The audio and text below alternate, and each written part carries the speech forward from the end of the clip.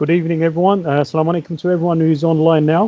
This is Abjol, your host today, and once again, I'm back. Took about three days, I think. I was off, and I'll explain a little bit why I took that time off. But once again, it feels good to be back. We are in isolation, and I'm doing my best to listen to the government in not going out and creating a social distance for myself and other fellow citizens.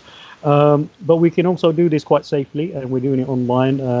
There's minimum use of our interaction now, so the only means we have now is things like this. So those of you who are out there who saw the message, who have actually tuned in now, thank you very much for coming on board and watching us and being part of our online community. We did try and do this every day, but unfortunately I fell ill in the middle. I thought it was East London flu, but I did take some medical advice on that. It didn't feel like coronavirus. I looked at all the symptoms and that, but it felt like a proper Bethnal Green flu. But we don't know. One of my doctors told me that, look, Abjol, it could be one of the early signs in that. I feel I've kind of like recovered with a lot of aches and pain. I just used Limsim to kind of like deal with the pain. But yeah, back on. Really nice to be talking. It kind of opens us up and kind of gets rid of the stress as well. So I think if you want to use that opportunity to come and talk online, then this is the platform to do so. Today I've got my special guest as well. I've got a very, very special guest. I'll introduce her a bit later on. But nevertheless, I've got Brother Abu Mumim, who's one of our social workers, a community activist, and one of the key core founders for Muslim Burial Fund, as well as Eden Care Project. He can give us a little bit of feedback on some of the areas that he's been working on. I know he's just rushed off from a conference that he was doing online as well. I've dragged him back in here because it'd be good to keep a focus on some grassroots organizations. We want to bring in other community organizations on board as well. And hopefully over the next couple of days, we'll get people coming on board. I'm getting a lot of messages from across the UK. I've spoken to a community activist in Bradford. And it'd be really good to connect different towns and cities as well. And just bear in mind that, it's not only East Londoners and UK people watching this. There's people from Europe and other parts of the world who have access to this and who probably got information. They'll be probably listening. And we all can learn and share information. No one's got the magic wand at the moment. But what we do have is we all share the same isolation now. Yeah. So one of the things we want to talk about is our coping strategies. What are we doing as families?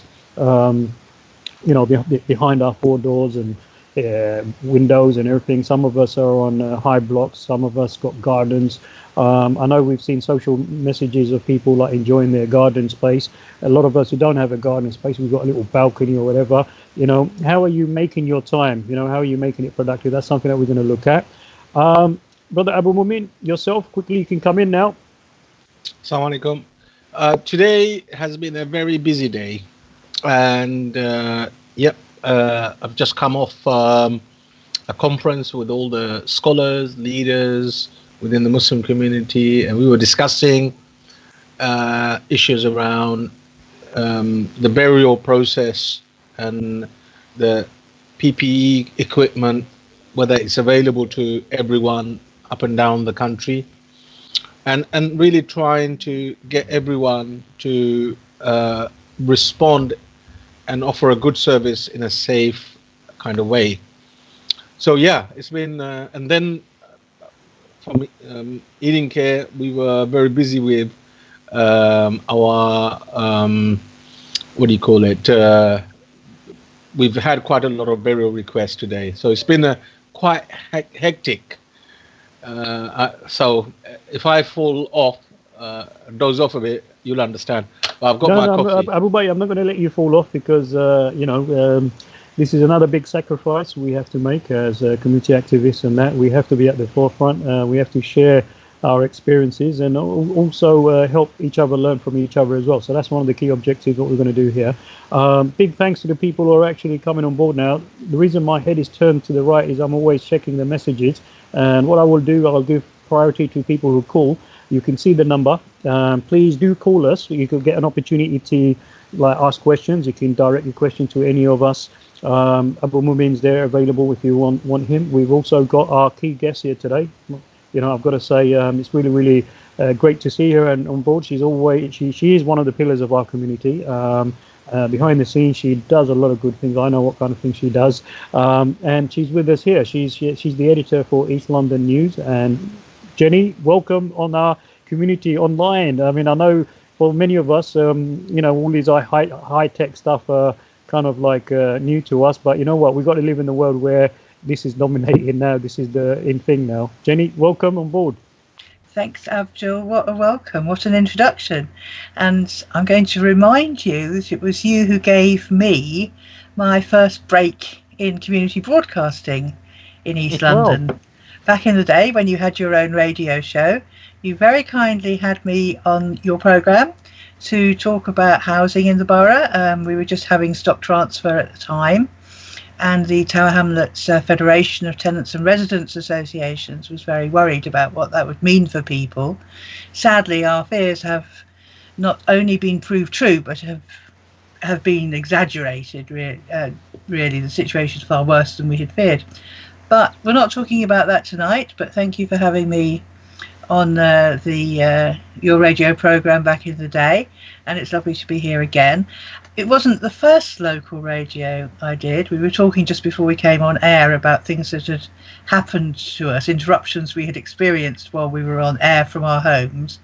And the very first programme I did was a community radio in East London, talking to people about how to get into university, in the middle of which somebody came and offered me a cup of coffee because they didn't realise how easy it was to be on local radio just on the phone.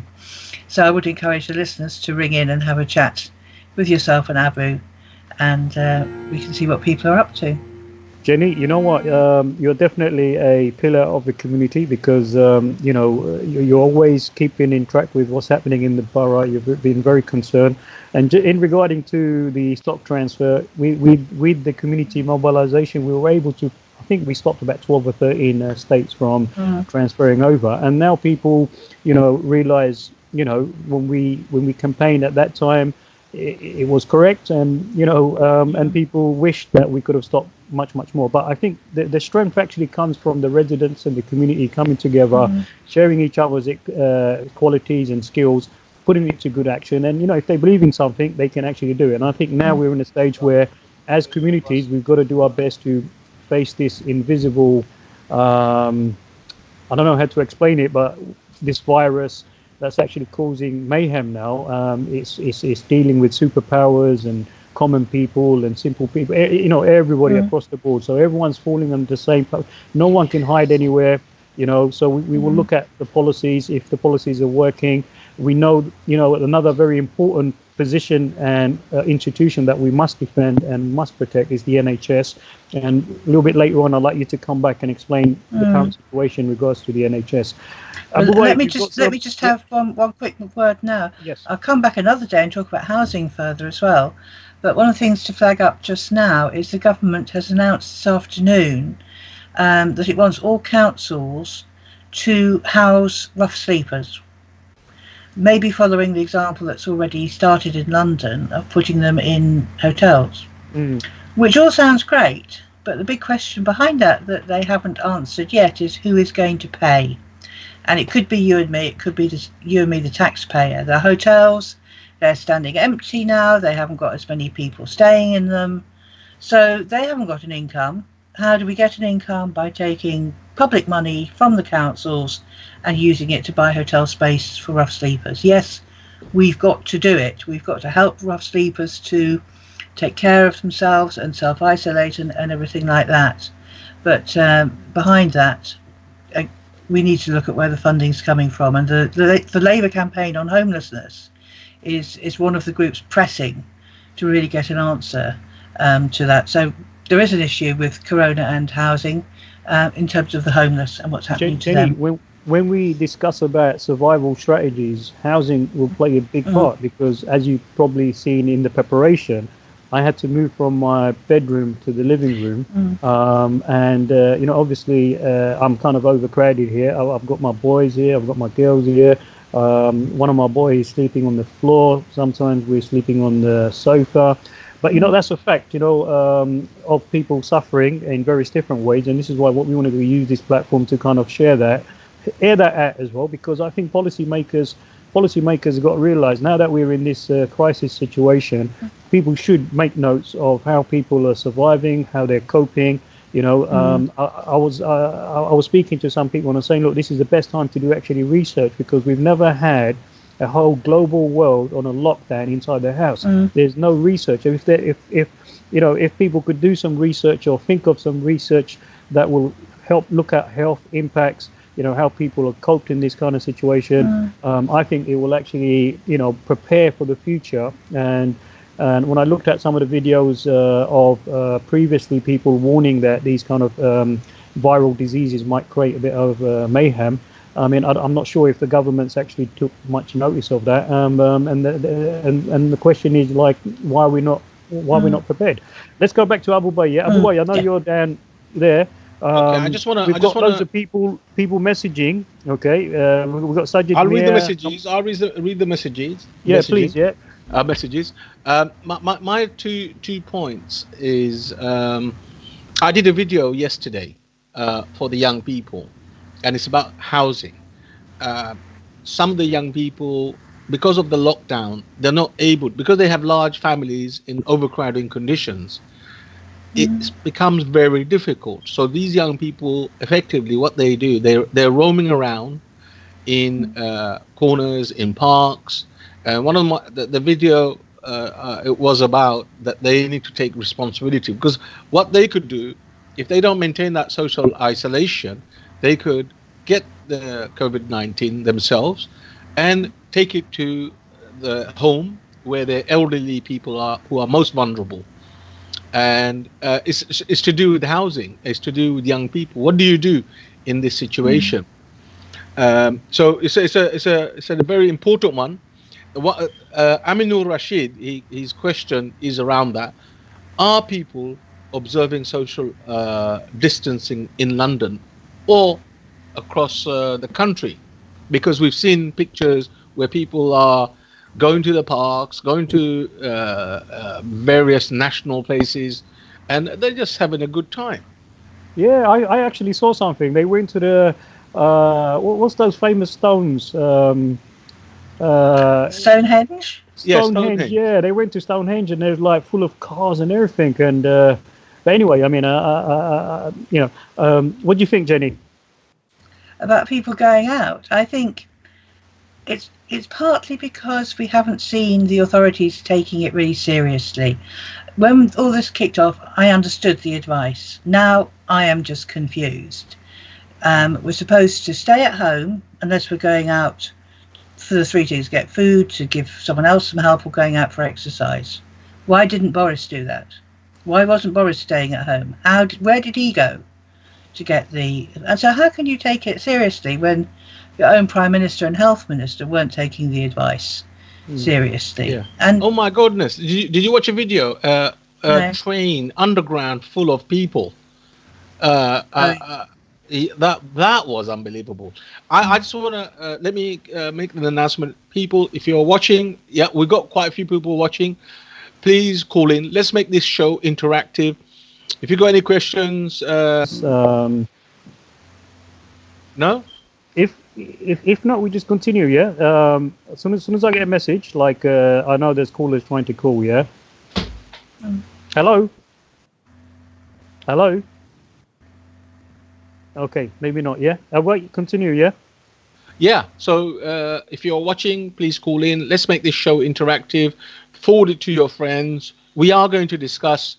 It's changing every single day. I mean, the Prime Minister's announcement today, for me, it was quite shocking. A Prime Minister, I mean, he's got it's been positive. It's positive, isn't it? And it's thinking, okay, if he can get to him, and he's going to get a lot of support and help. I'm hoping that the same sort of help and support the ordinary people will actually get also. All right, let's stop you there. Let's get Jenny in there. Yeah, let's talk about the help that we're going to get. These top people, that just shows the inequality we have in society, the inequality we have in healthcare in the country. I think I've heard a lot of comments myself on social media, people saying, "Oh, how come they got a test? Boris. How come they were tested? Okay, Charles is over 70. And, he's had the misfortune that he's had to go to his second home or third home or seventh home, whatever it is, in Scotland to isolate himself. And that's a solution that not many East Londoners are able to do. Not many of us keep second homes up in Balmoral. But he's obviously getting a kind of treatment that many of our 70-year-olds aren't doing. For us, they're not giving us great, new places to go and isolate ourselves. They're turning the ExCeL into a hospital. So he can go to the leafy fields of Balmoral. We're heading up ExCeL. So that was that's how it struck me with him. And again, people have been saying, Boris, how did Boris get a test? And what the BBC says on that is he got a test on the advice of the chief medical officer. So maybe the chief medical officer could come and advise some doctors to take a test as well, so we know how many people can work in the NHS. But the best comment I heard on the Boris thing was a tweet that came out from I don't know who, pretty much soon after the announcement, when they said they wanted to express their sympathies, having heard the news about Boris, with the virus at this very difficult time. So, having to live in Boris. Sorry, that's very tasteless. But in fairness, surely, no PMs are, infallible, that they're not going to basically catch this. And it just proves that, it doesn't matter where you are in your status or power position, this virus, this coronavirus can reach you. The question is have we put everything in place? I know another TV presenter, in the nicest way took the mickey out of Boris Johnson, in the sense that Boris is advising these protocols and these measures to social distance, and even himself in his press conferences and that, he's got all the press sitting all together. He's next to people, and people were actually making the comments. Well, what he's saying is not reflecting. He's not reflecting. Yeah, so we've got to, and then now I think all press conferences are done online like this now, which they should have done straight away. That would have sent some message. Oh, hold on, how comes? This is really serious. But one thing I can say is because, RPM's, is a victim to this virus now. I'm sure it's shaken a lot of people up as well now. And I was following some correspondence with other countries, and people are actually saying, why is it in some of the other countries, none of the government people have got the virus, it's only the public, So there's a lot of governments out there who are not actually coming forward in expressing that they, and putting their hands up and saying, look, I've got it and I'm self-isolating, because that can become a very good role model for people, and they will realize that, look, we all in it together, like some famous people said once upon a time, and we've all got to, we all got to do our best to kind of protect ourselves in the best way. And we also have social responsibilities so that we don't infect other people. Some of the people who are walking around going to the parks having picnics, and we had to watch police, push people away. I've got friends on social media who are swearing at those people out there. Sometimes they use foul language, like they're so frustrated, they just don't want to see people out there enjoying. And then I don't know if you've seen this, Jenny, but Abu Mumim, but on some social media outlets we've seen people going out deliberately putting their saliva on the tube and places like that so that other people catch it. Now, what's all that about? There should be some sort of prison sentence or some sort of fine for those kind of irresponsible people. Now, one of the things. Just to quickly stop you, maybe we've got a caller, so I'm going to give priority to the callers. Okay, let's see if our big brother can connect us to the caller. Yeah. Hello. Hi, Abjol Miah. How are you? Assalamu alaikum. Who's this? It's Ruhel. Oh, it's Ruhel. Where are you calling from? Oh, I'm calling from London. Yeah, I've been tuning in, listening to the show. In regards Fantastic, to Ruhel. Well, first of all, thank you very much and welcome to our online community. Yeah. Obviously, I'm going to give priority to all the callers, and this is your take. Yeah. And obviously, we're talking a little about NHS. We've not actually gone deep into it yet. But we also want to look at coping strategies, how people are surviving at home, because it's a very new environment. And also, one of the things I'm interested in is, how can we be healthy as well? Because staying in a cooped up kind of like small properties and that, I don't think it's healthy for families. But that's what we'll have to do. Ruhul. Yeah. Can you hear me? Listening. Yep. Yeah, I can hear you. Great. Okay. Yeah. What would you like to say? Hello? You have a question? Well, I'd like to say, how are like freelance, journalists or, people like, doing self-employed work, plumbers, carpenters, cab drivers, how are they meant to survive? Because right now it's like they either starve or they get, they get infected by coronavirus. There's no solution for them. Jenny? There's been an announcement recently I saw that people who are self-employed are apparently getting support. Is this true? Jenny? Well, I think it's personally, I think it's another example of just how out of touch the government is. Yes, self-employed people have come in at last on the tail end of government measures to keep people's income going. But what they have to do is, if they are a taxpayer, they have to fill out a form. If they've submitted their accounts, or do so in the next 2 weeks, they have to fill out a form, and then they're going to get some money in June. So if you've got savings, if you've had a reasonable income, and maybe you can manage a month or two, you can maybe tell your mortgage provider that they're going to have to wait a month and that they're supposed to let you have that time. But you can't go down to Londis and say, "I've got some money coming. Can you give me some food?" Bruno, you wanted to come back on that? Well, no, I was just going to say, for cab drivers, self-employed workers, for them to, wait for their, income. Come in June. That's still like a long way away. Their families are going to suffer. I think there should be a very fast, strategy in place. Rural, I've got a brother, Aminul Rashid. He said, yes, self-employment can get financial support, a lower of 80% profit or 2,500 per month. So there's people messaging information in. Continue doing that. Obviously, I'll request everyone to make sure that the information is accurate and correct as well. Can I ask Shahil a question? Ruhel. Ruhel. Yeah. Ruhel, can I ask you a question? Yeah. Yeah, go on. Yeah. Ruhel, okay, there's a lot of negativity happening, but if there was one positive thing that you have seen come out of this coronavirus thing, isolation, is there one? Can you think of one? Spending time with the family. Well, I can think of one, spending time with like family and loved ones, and well, that's the only thing I can think of, to be honest, because we live such a fast life, a rat race, people are working, 24, 6-7 days a week, yeah. Okay, Rihol, just hold on. I've got another message. Brother Shakir Kamali, we should be planning our future after isolation, because when this pandemic is over, people will be suffering more after, post corona period. How will they be suffering? People can go after it finishes. People can go about their lives. Well, some may have lost their jobs by then. That's right. There are shops closing down.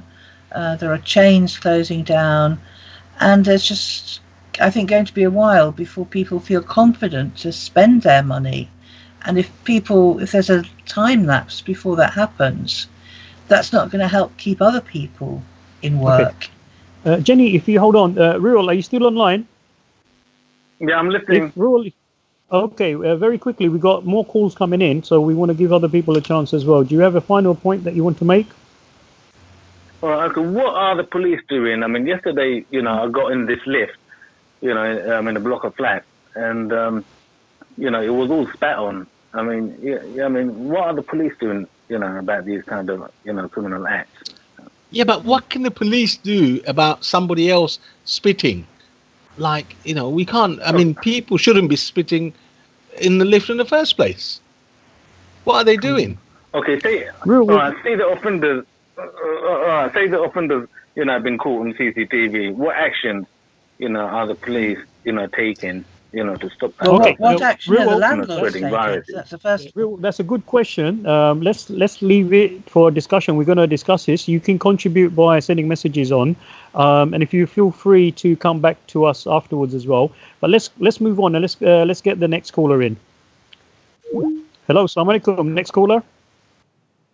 Hello, Assalamu alaikum. Hello, next caller.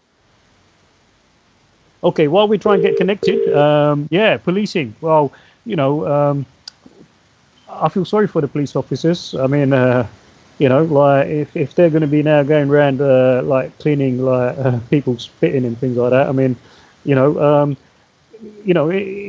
with maturity, I would assume that majority of the people will do their best to kind of like be positive and contribute and not be a problem, not be a problem to this and contribute to the problem as well.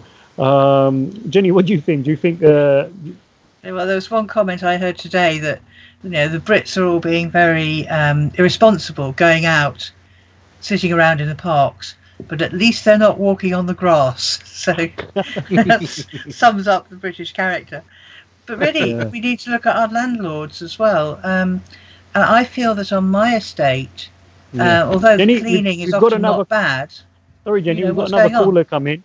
Go on, so go for it. I do apologise. Let's go to our caller. Hello, Assalamu alaikum. Hello. Hello, can you hear me? Yeah, you're live. You're live on our community now, and this is your host Abjol speaking. With me, I've got brother Abu Mumim, and I've also got Jenny Fisher there as well. You have a question or you have a comment to make? I've got a question and a comment to make. So first of all, I just declare my interest. Please, can we have your nice name, please? Yeah. Sorry, my first name is Aminur Rashid. I'm a family member of Abu Mumim. Is also. Just want to say. Okay. Aminur Rashid is a family member. Okay, go. Welcome. Can I just say hello to him, Abjol? Yeah, of course you can say hello to him. Assalamu alaikum, Aminur. Okay. I have to say I do not agree with your comment that you said self-employed people can get financial support, lower of 80% profit. That's 2,500 after you submit your tax returns. People need the money now. People need their money now. So in terms of tax returns, I don't make the rules. I mean that is that's what the Chancellor announced. So if you're not submitting your tax returns as of yet, he has given a time period to submit your tax returns. And then once you submit that, you'll be able to get the grant. But you need to. That's the basic premise in terms of what they're trying to do. Is it's a bit delayed. The government was struggling, in my view, in terms of identifying what is the best way to help self-employed, because it's very easy for employers to measure what employed people get because they get a salary and that salary is fixed to a certain extent. But for self-employed people, the first question is, how do you determine somebody's salary? Because how do you measure that? So the way they sort of do the way they sort of devise that is by saying, okay, what did they declare in their tax return? How much profits did they make? And then on that basis, they came with a formula that says, broadly speaking, so that you've got to be careful with what I'm saying because I'm not read the legislation here. But what they're broadly saying is, on the basis you submitted your tax return by 31st of Jan or within the next 4 weeks or so, whatever your profits are, we'll pay 80% of those profits. So if your profits for the financial year was say £10,000, we'll pay the lower of £8,000 or £2,500 a month. And I think that's the way they sort of expect to roll that out. Now, whether that works in practice and whether that's sufficient money for people in London, I don't know. But the reason why I rang is actually it's just something that I follow Abu Mumim by quite a lot on Facebook when he talks about the Eden Care project, and it's quite moving to see the number of deaths, etc. I think one thing that I think will come out of this crisis, and inshallah, Jenny, as well, you probably appreciate on what will happen when we come out of this crisis. I hope we, as a society, we change for the better future. And what I'd like to give two examples, and I just want your thoughts on this. One is more in terms of the impact we have on the climate. So, say, for example, I don't drive my car that much anyway, but because of restrictions of going out, etc., I've been walking more, been more considerate in terms of recycling, etc., because the dustbin man won't be out as much as he usually is. So I think one of the positive things that will come out of this is that we'll be more conscientious in terms of how we impact as an individual on society from a climate perspective. I think that's a positive.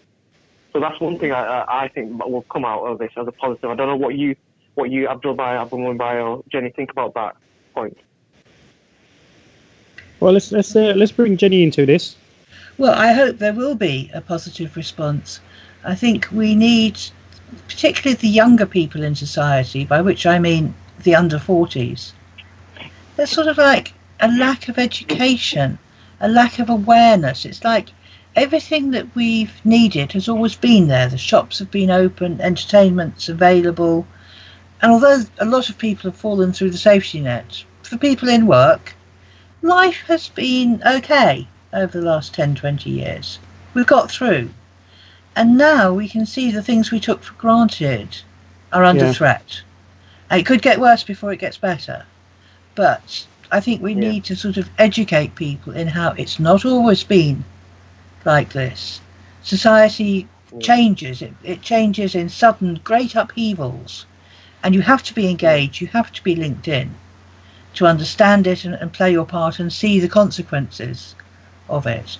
I just posted a thought for today up on East London News from I think Mother Teresa of all people. I mean, not somebody I particularly follow, but she said, if you think you can't do anything on your own, then at least make a ripple, because those ripples will come together and make a great wave, and that's what we all have to be aware of, the potential that the majority of people have. Okay, can Aminur, Jazakallah khair for calling in. Jazakallah khair for following Eating Care. As I was saying, today I was dealing with 2 burials, and it's not something that I had planned to do on my rest day on Friday, but it has to be done. We have to help those people most in need. So Jazakallah khair. Give my salam to all your family members, inshallah. Is he there still? Yeah, he's there. I'm still listening. Yeah, so give my salam to your family and keep on watching. Thank you. Bye-bye. Thank you for that as well, inshallah. Abdul, yeah, go on. Can I, Jenny, I'm a bit worried. We've had a slow response, and suddenly we're hearing about the Excel Center, that being used as a mass one. The place is huge. Are we expecting this thing to get worse? Yes, I think so. How worse? I think they're planning for the worst case scenario, and we all hope that if we go by this social exclusion now, this isolation and everything, we hope that we can ward off the worst case. And I don't know why the government's not really made it clear that the potential is so bad. But there were videos going around, I can't remember now what channel, probably just BBC News, of no, I know what it was. It was just a little video that a worker had taken as they played their part in setting up the beds. And they said, this is the Excel Centre, this is the main hall. This main hall is a kilometre long, and we're putting out 4,000 beds. And people have to realise the scale of an illness that we have no immunity against. And people are used to antibiotics, they're used to doctors being able to fix everything, and sometimes doctors can't. So it is very, very serious. But if you really listen to the discussions involving medics and planners, I think to sum it up, the general feeling from medics is planners haven't been listening, and they haven't really moved as fast as we've wanted, but they are moving, and actually they're doing some sensible things now.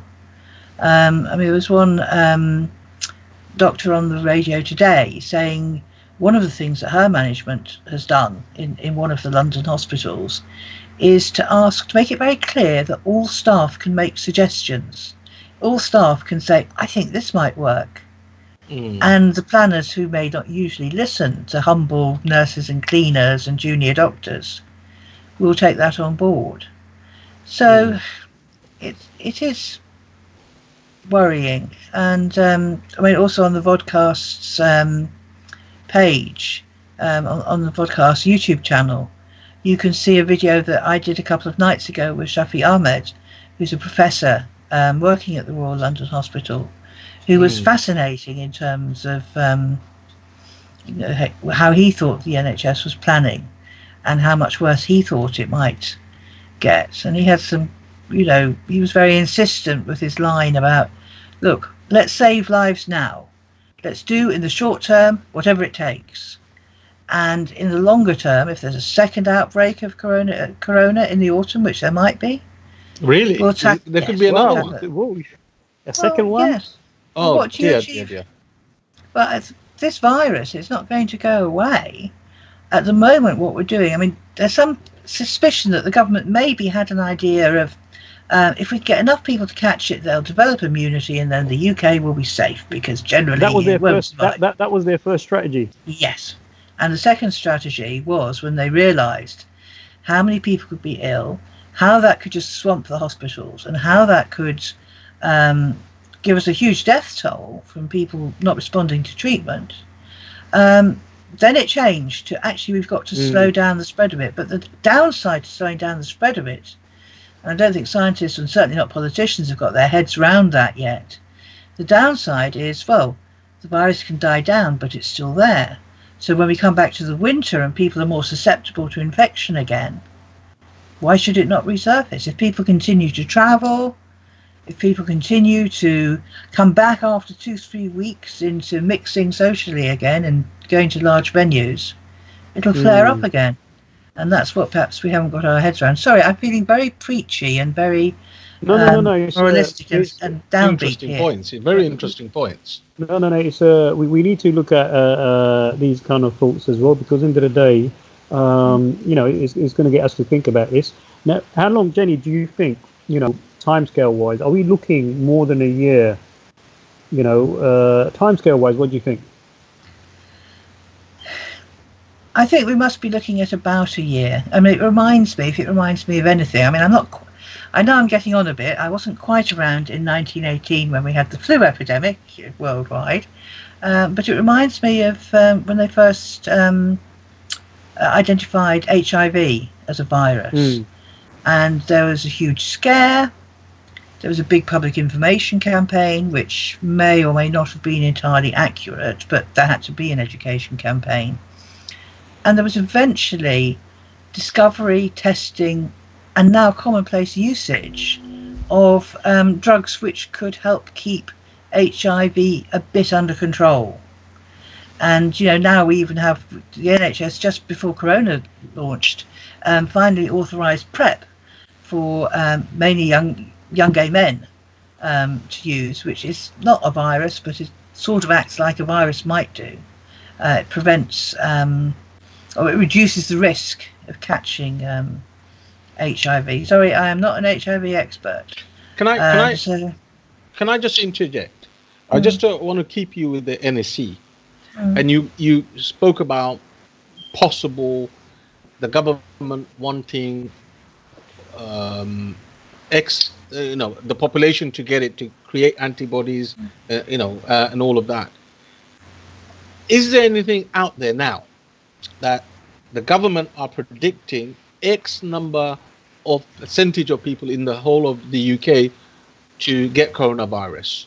Do we know that information? No, not that if they have a prediction, I don't know it. I think they have a number of predictions from their experts that they're not particularly making public.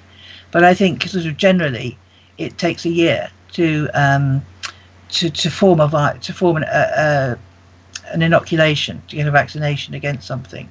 So I think the strategy now is just clamp down on all the transmission until give us a year to get a vaccine done. Okay, Jenny, I think there's a chance that we have someone else who's waiting behind the phone call. Let's go to a caller if there's a caller. Hello. Hello. Hello, Assalamu alaikum, caller. Your name? Walaikum salam. Who am I speaking to? You're speaking to Mahbub. Okay, Mahmoud, this is I recognize your voice. This is Abjol Miah. How are you? Welcome to our community online. Yes, assalamu alaikum, Abjol Miah. How are you? Walaikum salam. Is this the same Mahbub who did a press-up competition with his son? Yes, brother. This is me. Yes. MashaAllah. Well done. I really was quite impressed. Sorry about that, Abjol. No, that's all right. That's okay. I mean, well, Mahbub, well, thank you for phoning us and coming online and joining the community. Now, just before you ask any question, how has things been for you and your family? How are you coping? I mean, alhamdulillah. At first, I thought it might be a bit difficult, but as days going by, it's looking okay. It's looking good. We are using the time to bond together. There are a few plans that we made to make things easy for all of us, so then we can keep active. So what I realized is, you want to share some of those plans? To develop. We saw some of your plans. You were doing a press-up competition with your son. No, what we're doing is now we have, like I said, I mean the mosques are closed, so we can turn our homes into mosques. So what we do now, in every time of Salah, we give adhan. So take turns, give adhan, and then we all do Jama'ah together. So that's something that we are enjoying doing, because we've been praying together, and amazing feeling. Also, we have set at least an hour or 40 minutes to an hour. We're going to do exercise. We're going to do something to keep the whole family active.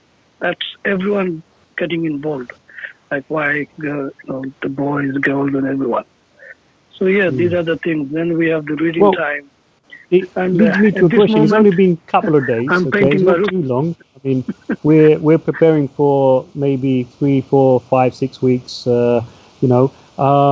Like personal space, especially with family members. How are you managing that? Because I know for a fact, I mean, all of us got our own personal space, and especially when you're living under one roof, it might not be easy. I mean, what challenges are you facing in regards to all your family members? Sharing when that. When you say personal space, I mean, we hardly spend time together. We live in a society now that has taken a different way, where even if we wanted to be together, even if we wanted to eat together, have dinner together, because of the timing that we have, different timing for different jobs, we hardly are able to do this. So this is a blessing where we're saying, hang on, we have our spaces anyway. We will have our spaces once the lockdown is over. So let's make the most of it, where we should bond and spend time, and we will know one another much better.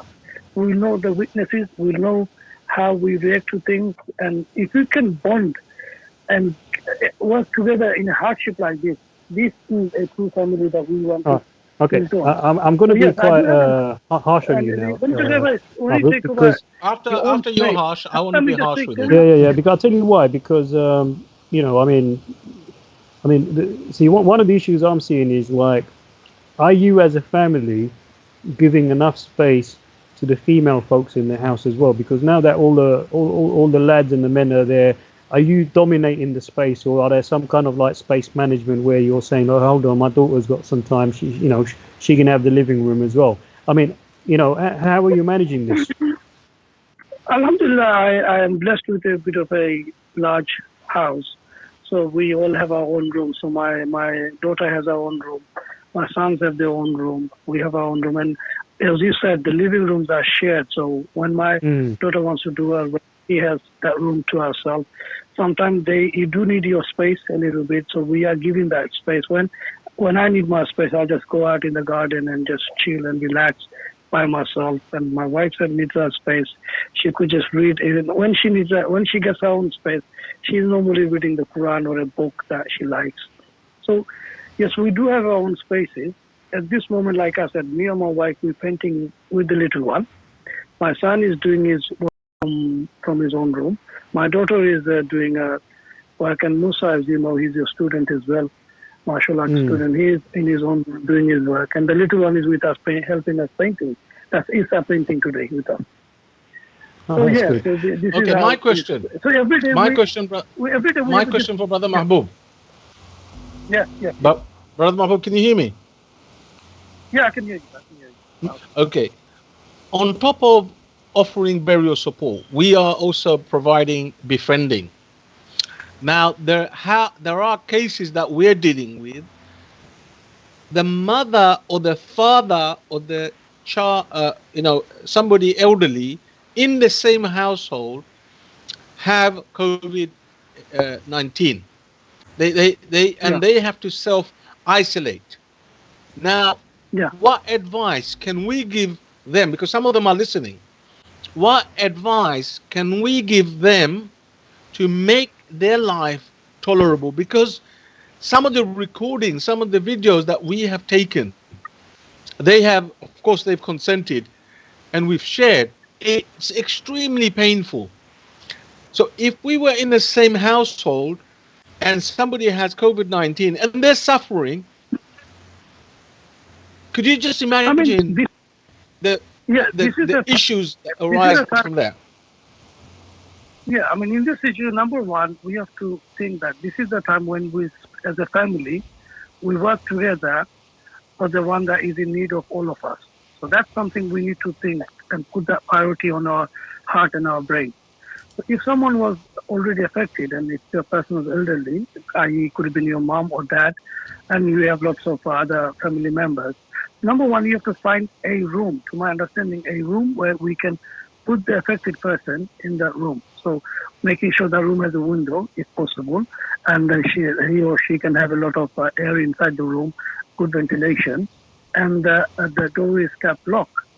If the house is small, then we have to be mindful when he or she wanted to use the loo, use the toilet, then she gives a knock on the door or tells you, and then you do all that. So when someone is there, and as long as the person knows the rest of the family are working to support her or him, and the rest of the family are in concern and in caring for the person, then automatically he or she, or as the mother or father, will have that kind of assurance, and they will feel much better knowing the whole family is.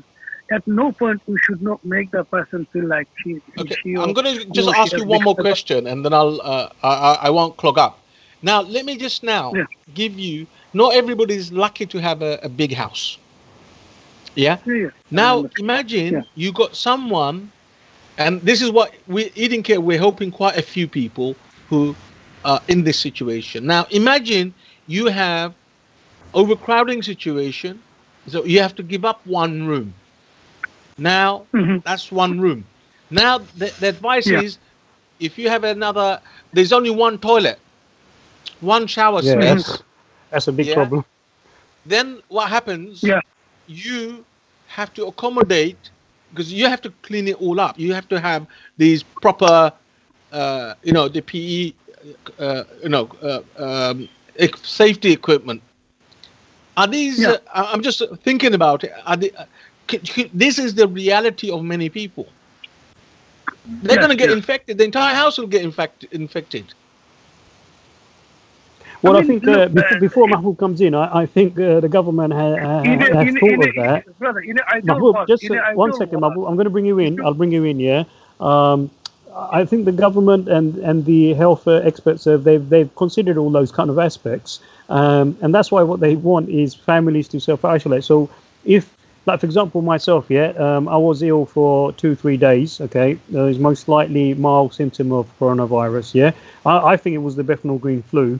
But one of the GP said, "Look, Abjol, you might have it." So I'm going to give that, yeah. But that means it could be my whole family is now affected, yeah. But so according to the way the policy or the government's looking at it, they want containment. That's what they're doing. They're containment, yeah. So if you and your family or your siblings contain, then that might help their strategy, which is to kind of not overburden the NHS. Mahbub, you're going to come in. I'm going to get Jenny in to talk about the NHS soon, yeah? So, Mahbub, very quickly, if you can respond to that, and then I want Jenny to kind of tackle the issue of, like, how effective the NHS is. Mahbub? Yeah. Can you hear me? Yeah, go on. All yours, yeah?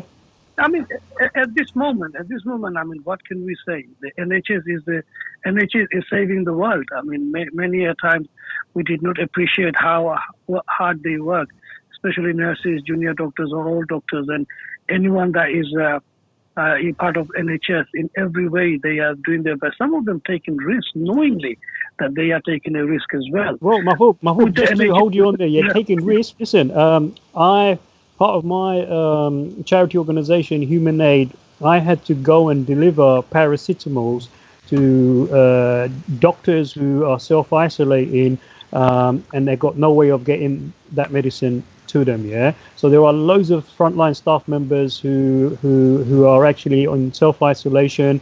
Their support structure hasn't been put in place. I was very, very grateful that my charity organization put their hands up and said, look, let's go and support the NHS, and let's do this because there is a massive gap. Some of these frontline staff members are doing long shifts.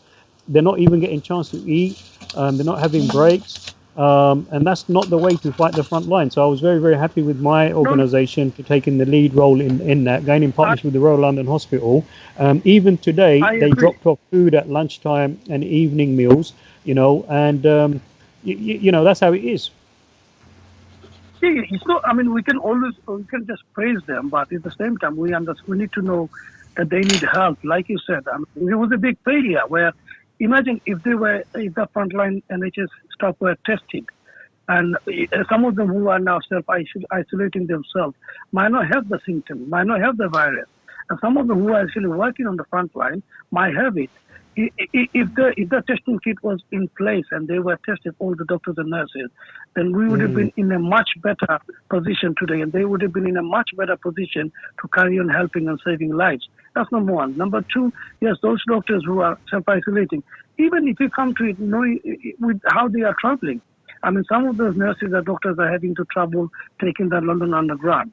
And what the mayor has done is he's cut down trains. And when he's cutting down trains and people are traveling, he's going to get overcrowded. It's a simple math. You don't need to be rocket science to figure that out. So if the Underground was running normally or there was more trains out running, then maybe the crowd would have been less and much more safer. At the same time, the government and the London Mayor could have planned something different. They could have made a deal, which I believe they just come to made a deal with the Black Cab or Uber. Uber could have been another way for the doctors and nurses to travel in a low cost. Yeah. So those things. We're going to think beyond to save our doctors and nurses, because if you don't save them, then how do you expect them to save the world?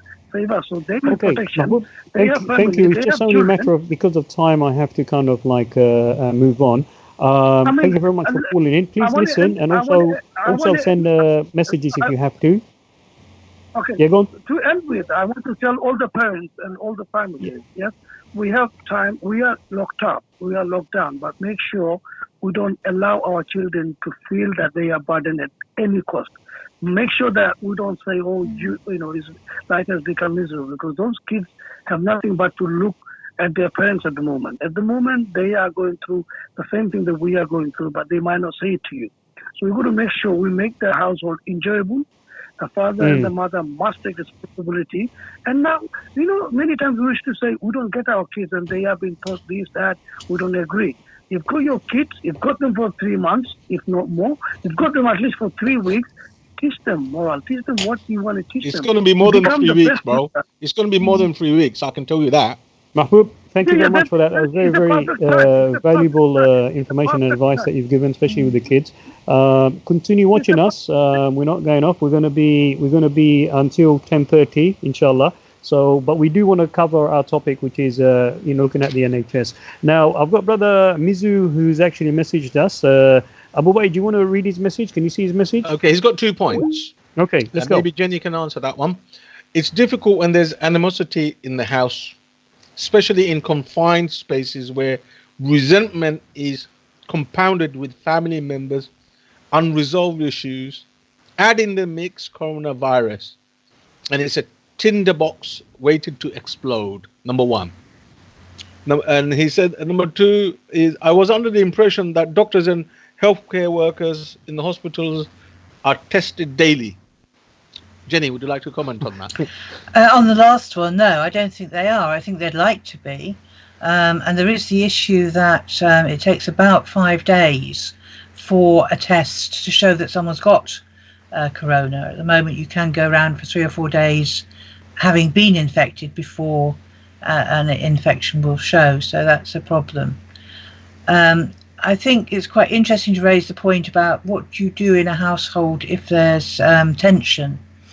And we know that the number in just 1 week, while the schools have been closed, the number of phone calls made by children to the very well-known Childline helpline has doubled.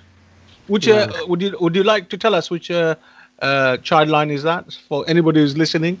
They might want to. I don't know the number, but Childline is a free, independent service. It's like the Samaritans, but it's for children, and it's existed a long time. It's very experienced, and children do use it quite a lot for a whole range of problems, but the number of calls that they get has doubled in the last week, and primarily it seems to be that children are worried. They're picking up that their parents or elders or big brothers and sisters are worried, and they're worried. They're picking up this is an illness which has no cure. That's really scary. And so, they're also, Jenny, they're also hearing numbers of deaths on the news. The news is like played on front of TV. All the kids, the families are there together. So there's a lot of adult information being exposed to little kids, and obviously with their little minds, unless there is some backup, some proper, interaction with the kids, if the parents are skilled in doing so, if they've got good parenting skill background. I think we will have various different types of issues that we will have to deal with, especially with our children growing up in that environment. Also, there is the issue of very soon, I know one of my colleagues have mentioned about domestic violence and so forth, and people being inside together and that, because obviously everyone's forced to live together. It may be before, they were like a bit loose and living separately, but now they're forced to be together. It creates tension, and this is why in our next part we're going to be talking about that. So hopefully what I want to do now is I want to talk about the NHS. I mean, the struggles. I mean, are they equipped? And I know charity organisations like Human Aid, locally at least, they're providing some support. I mean, what other support do they need? What can the community do to help them? I think, just coming back to one of the previous callers, I think the black cabs are actually helping the NHS to an extent at the moment. I think we need a lot more, in terms of just help, we need a lot more information. I've seen things on social media saying, oh, parking restrictions have been lifted. But have they? Where do you go to look? And it's like what I was saying 2 nights ago. We need a helpline, nationally or locally, for stupid questions. So when you hear something that might be the truth or a half-truth, and you don't sort of want to ask it as a question because it's a bit silly and you feel you're a grown-up, you should know the answer. Well, we should have somewhere to ring, so have parking restrictions been ended or not? Can health workers who want to avoid using the tube or the buses, can they drive to work? And Jenny, I've been hearing on the media, national media, that people have been getting tickets for especially healthcare workers. Unbelievable. Don't these guys have to? They're not key workers. What are they doing? Well, anybody who has a question that's what I was saying about the traffic wardens are not key workers. What are they doing giving tickets? All right. Okay. Listen, we've got another caller. Let's go to a caller. Yeah. Hello. Hello, caller. Hello. Is that our next caller? Okay. Maybe not. Oh, we've had someone walking behind you. What's going on? That's my son. You've been photobombed. I'm taking his space, Ibrahim. Okay, all right, Ibrahim, how are you? How are you doing? Yeah, has your dad taken your space? Yeah, I'm taking his space. He's waiting for me to finish. Is this live on something? It's live. Yes, it's live, yeah. Is this a serious live? Yeah. Go, move. He's live. He's not sure. He probably just woke up, yeah? Some people don't know the daylight and the morning light. Okay, nephew. All right, nice. Well done, yeah. Okay, I think we don't have the person online, but, people are watching us. You can call us. The number's there. Keep on sending them text messages. We'll read them out to you. Yeah, let's. I'll wait back to you again. Okay. About the NHS, we spoke about the NHS. I don't know how factual this is, but I'm hearing from the front line people who go to door, the ambulance staff, the first responders. They're talking about not enough PPE equipment. The safety equipment. There isn't enough. What that is. Explain what that is. I don't understand what that is. Personal protection equipment is if you go to. Why don't you say personal protection? Why keep on saying PPP or something like that? PPE. It's supposed to. Everyone's supposed to know about it. All right. I've just and also the mask. And those who are working in close proximity, they should have the eyes covered. Okay. There isn't enough of them. And that's from our side, Eating Care, we've given £3,000 worth of equipment to the frontline funeral burial services. Now, my key concern is people are going to go to a hospital and they're going to need that sort of equipment. The nurses and the doctors and the ambulance. If they fall ill, my goodness, we're in a serious problem. And the next question, maybe they are falling ill. They are falling ill. What percentage? They are falling ill. What percentage of doctors and nurses are falling ill? I think that government's planning is supposing that 20% of NHS staff will be ill at any one time. That's one of the reasons for the panic, and the expression of the need to protect NHS workers without the backup of actually doing it. So, but there was some PPE delivered on Sunday. They brought in the army to ensure distribution, and I think we are hearing from some of the medics now, there's a little bit of improvement. We've got to keep the pressure up, because of course this stuff is consumable. You don't have it just once, you have it and then you have to dispose of it. That is the point, for a lot of parts of it. Jenny, this is yesterday. We had a coronavirus burial. You need one senior, the funeral chap, with 2 volunteers. Each of them have to put that on, and they did 4 or 5. So every time they do it, they take it off, and then they put it back on. The usage is continuous. Is there enough? That's my question, and more so with the Muslim community, because we're now discussing about washing the bodies of victims of coronavirus. We got to give them the right equipment. Maybe the big boys who have all the resources have the equipment, but the little towns up and down the country, do they have it? If they don't, we need to give it to them. Well, that was one of the issues in the last outbreak of Ebola in Africa, wasn't it? That the community out there had a custom of washing their dead, and they had to stop. And there was a lot of community education saying not to touch, the bodies of your loved ones, but to leave them outside for collection, which sounds horrible.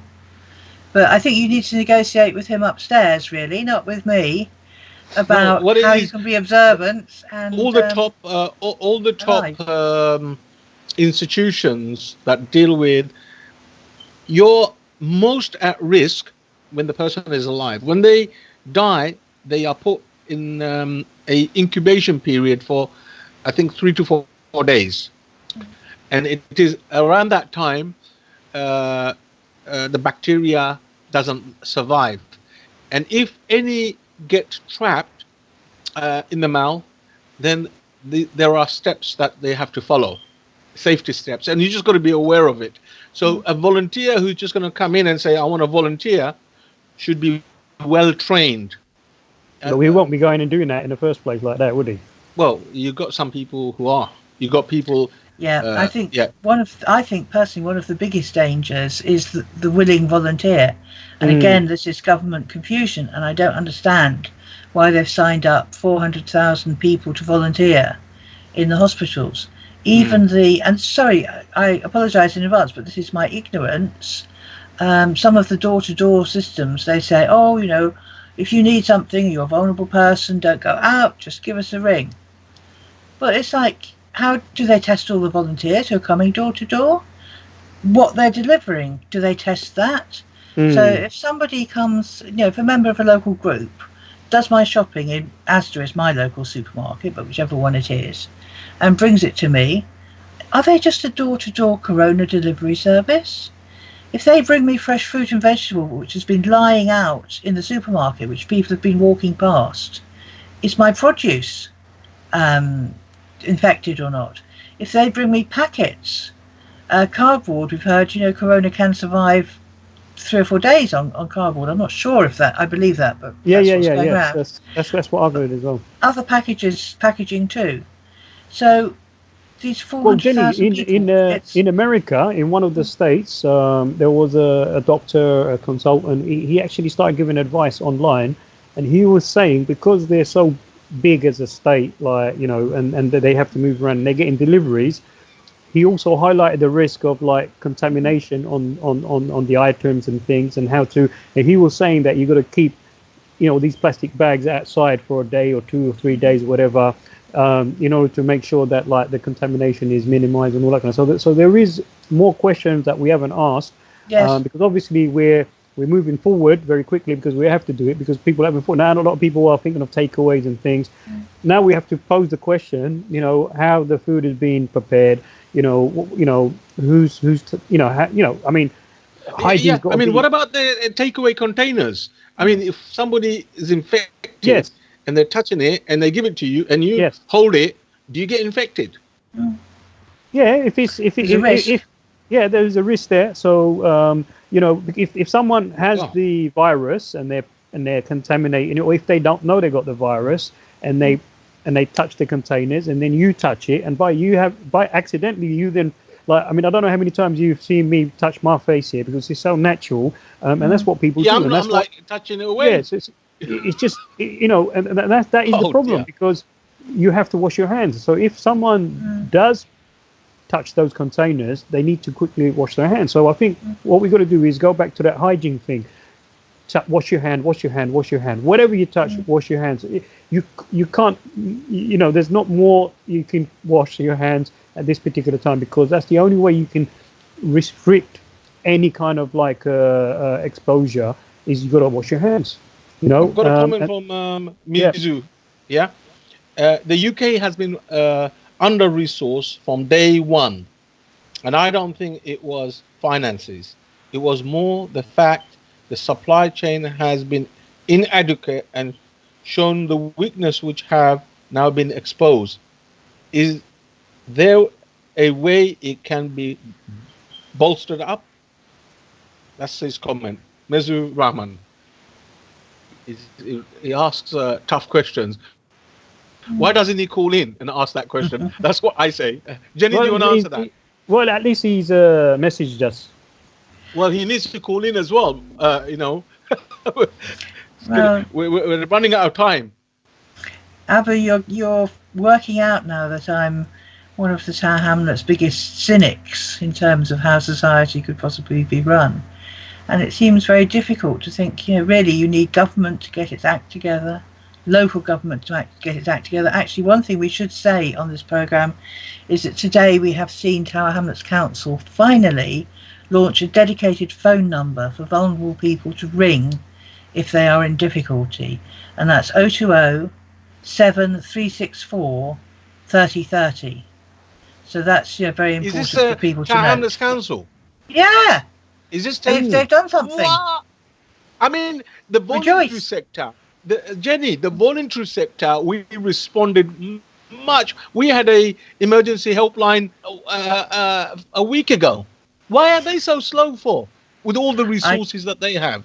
I don't know when they actually set it up, but I know there were a couple of councillors trying to sort of spread the news of the helpline late this afternoon. I picked it up. Jenny, can you repeat that number again, please? It's 020 7364 3030. Sounds quite easy, very easy. Yeah, it's like it's standard beginning to all council numbers. Yeah, 364 is like the council first number, and then 3030, you know, excellent. Now we need to share that and get everyone to share that as well, because that phone line should be busy. Yeah. So, but how are we going to monitor if it's busy, right? Sometimes I feel big monster institutions, what they need to do. This is not just Taham's Council, Hackney Council, Newham Council, Redbridge Council, the Town Hall. They need to work with the community, with the established voluntary sector, and work in partnership with them. Has that been happening? I don't know. I mean, I think you're right. I don't know if you know, Jenny. I don't know if you know. During the Grenfell fire, we carried out 42 of the Grenfell fire victim burial. Really? And we haven't had the big boys coming and approaching and saying, let's work with you, Little Eden Care. But the families contacted us. Right now, with the coronavirus, the families, individuals are going to the grassroots organizations. But Abu Mumim, can I just I bring you back to reality? Yeah. Go on then. This crisis situation is actually drawing on the bare minimum approach as possible. Okay, because with other situations, it was very easy for people, easy for the community, easy for the organization. I mean, I can tell you for a fact, a lot of people, they want to volunteer, they want to help the NHS, they want to come and do something. But the issue is, the concern is that can they do it safely? Can they do it appropriately? Can they do it meaningfully and not be the problem itself? Yeah. So there are all these underlining questions. There are people with the genuine heart, they want to do things, yeah. And obviously the government's got their hands tied up, and we need to scrutinize them, and we can only do them from these kind of platforms and emails and contacting. Abdul, I'm sorry to disturb you. I'm sorry to butt in. You know Kabir as well as I do. Yeah, he's I know got him. coronavirus. Yes. He's at he home. Was treated badly. Yeah, he didn't have any provisions at home. Okay, and it's not just him, there's others, right? Because you and I know him. He was willing to go outside with coronavirus, get some food and supplies. Where was the help? Where is the help? Because the numbers will increase. We've agreed the number of coronavirus will increase. So what about somebody who's elderly and alone? Who's keeping an eye on them? Well, Jenny, very quickly, I think the NHS, especially frontline staff members, they are forced to make certain decisions. I don't know how true this is, but obviously, if one particular case, a friend of mine, mum passed away, coronavirus, and they literally had to deny some support and medication because she was at the high end category, high risk, and they felt that basically there was no point. I mean, is that true? And is that the way we're forced to kind of like assess the situation? I don't know, but I think we have to tread very carefully and not jump to assumptions and not scaremonger. My own father was, who passed away 20 years ago now, he was very ill, an invalid for a long time, and in and out of hospital. And my mum was always very cross about, he had on his notes, do not resuscitate, a number of times. I'm not alone.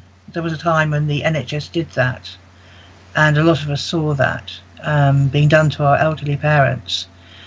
And my mum complained to the doctors, and the doctors sat her down and explained, because of my father's long history of illness, they couldn't intubate him anymore. They couldn't do a number of procedures. He wasn't strong enough to take resuscitation. That's why it wasn't there. So I think we have to ask the questions before we rush to condemn.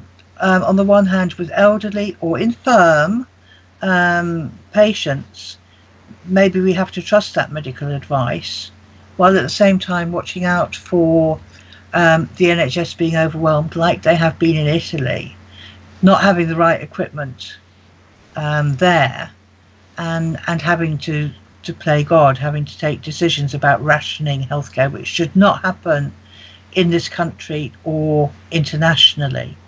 And do you think, sorry Jenny, again I'm butting in, do you think we are, the way we're going, the current trajectory, do you think we are heading towards Italy, or things slowing down? My personal opinion is it's 50-50. It could go either way, really. So we have to be prepared, but at the same time, not too downbeat. We have to try, as a community, come together and enforce on each other. Again, I saw a little video going around on social media with a very cross person, I think in the south of Tower Hamlets, taking some tape and taping up a takeaway that insisted on staying open. They were just putting the tape in front of the doors and sort of shouting some quite rude words. But we have to, we can all lean out of our, last night we all leant over our balconies and walkways to clap for the NHS, or we can lean over them to shout at the youth on the, congregating Jenny, together at the corner. I mean, I can tell you today when our community volunteers from Human Aid went and delivered the food and the drinks and that today during lunchtime in the evening, it wasn't the food; it was just them seeing the community doing something for them. Really brought a lot of joy and happiness, and that was a good feeling because obviously, they're helping the community. They're at the front line. They're taking the risk. And it's good to know that the community is thinking about them as well, and they value them and they respect what they're doing and they appreciate the sacrifice they're making as well. And I think we need to somehow, and it was really good. Yesterday, everyone started clapping. I looked out my bedroom and there's like noise outside. So I got my lights out and I did a different type of clapping. I don't know if people saw it, but it was important that like people showed their gratitude to the hardworking men and women who are taking that risk as well. And we need to go further than that. There's a and campaign. What can we do? We've got a couple more minutes, Jenny. Yeah, I think we've got to, in Tower Hamlets and perhaps elsewhere in the UK, we've all got councillors. We're all, as a community, distant from the levers of power, or most of us, but we've all got councillors. So get onto those councillors and say to them, has the council got a decent helpline? How do you know it's decent? How are you monitoring it? What's the traffic on it? What are you offering as a council? We've been paying you council tax since they abolished the poll tax. What are we getting for it? Now's a crisis. What are you doing? So individual councillors should be the ones doing the monitoring, which comes back to a question that Abu was sort of asking before. But on the health side, I would like everybody listening to go to the East London News website and have a look at our article put up earlier this evening, which talks about a campaign called MedAct. MedAct, MEDACT, is a group of doctors and other health professionals who've come together to try and press for change for the ordinary people, for social justice and so on. They've got 3 big campaigns going on at the moment. One is to check up with this, the private health sector has offered all these beds to the NHS to use in emergency. Fantastic. What are they charging? We don't know. So one of the campaigns is a social justice campaign. They've got a letter they would like people to sign. They're having a Twitter storm, which is actually today, Friday. So we're a little bit late for that, but I'm sure people can join in. And that again is pressing the who's paying for the private health. The other point about social justice is calling on MPs not only to support the NHS but to support public health being delivered by councils. Anyway, it's all spelled out on the East London News article, or you can go to MedAct Direct and look at their actions page. Jenny, I'm going to give you 15 seconds for your last final words. The final thing they're pressing for, free universal health care, including migrants, which is a campaign they've been working on for a while. And what I'm going to start covering tomorrow is an issue which I know is close to your heart, Abjol, and I'm sure of many listeners too, is what's happening in Gaza. And the Israeli state has got a blockade, not letting medical supplies into Gaza. How does that be affected by the corona crisis? Well, so just keep watching podcasts and you'll be up to date with corona and what we're doing about it. So stay strong, stay well, stay home. Thank you, Jenny, for being with us, and it's hopefully I'll have you coming on board more often because obviously isolation isn't very good for any of us. So it'd be good to come and connect and share and learn and contribute as well. Abu Mumim, last couple of seconds. We'll do it quick. We've got 1 minute. Yeah. Jazakallah khair. It's been a really interactive discussion. We've had quite a few callers, a lot more than other previous times, but it's really good. People are listening, they're able to contribute. I think everyone be safe, stay isolated, and if you're able to, if you know about any cases of people who are alone and they've got coronavirus, please contact us. Contact myself or Eating Care, and we'll try to offer help and assistance in many different ways. And Jazakallah khair. Hope to see you again soon. Well, yeah, thank you both for actually spending that time with me. Obviously, we've maintained our social distancing. We stayed online, and we want to echo this to everyone. Please take this seriously. I'd like to take the opportunity to thank the charity organisation Human Aid that's actually been providing some sort of relief and support to frontline staff members. They went out of their way, volunteers who, and also the staff members really appreciated that. So big thanks to Human Aid for doing that, because they are a local branch, and Royal London Hospital is just their neighbours, so they've taken that decision. However, to all our public, I know everyone wants to contribute, everyone wants to kind of play their role. The best way to play your role is to make sure that you're maintaining this social distancing. I know kids want to go out and play, you want to take your kids out, but make sure that they don't interact with other kids as well. I know it's going to be tough the next couple of weeks with people in their own flats. Some people don't have gardens. Most people probably live on high-rise kind of flats and that. We're going to find our own ways, find our own solutions. So we need to cope with our family members if we've got extended family members as well. We've got to be mindful that, our vulnerable elderly people are at risk as well. So we want to have minimum interaction. I know some youngsters are still going out and about. Please, cut that out, because, Abjol, can I just say one last bit? Oh, you want to come and interrupt you? Come on in. Let's go. I'll give you the... No, sorry. You talked about activities. If anybody is listening, don't get Monopoly. All right, you heard that from don't get Monopoly. Yeah, listen. There are still kids who are in isolation, okay, and they're on their PlayStation, and they got their humongous community still there. They still haven't come out of their PlayStation box. They're like still doing that. So there's loads of things that people need to be aware of and connect with, and we just want people to have fun, not get in each other's ways. And you've got to be mindful, if you've got little kids in the house, they're going to pick up every negativity, so you've got to be careful in the way you behave, because they're going to be sharing that space with you. So on that particular note, from me, Abu Mumim and Jenny Fisher, until next time, hopefully we'll suddenly pop up, because obviously we're online, but we're going to try and keep some timetable. Mostly it's going to be after 9 o'clock, okay? If we can, sometimes 7 o'clock, unless we're not well, we're going to try our best to come and kind of like provide information on that from me, from Jenny, and from Abu Mumim, and also for podcast. Big good evening to everyone. Stay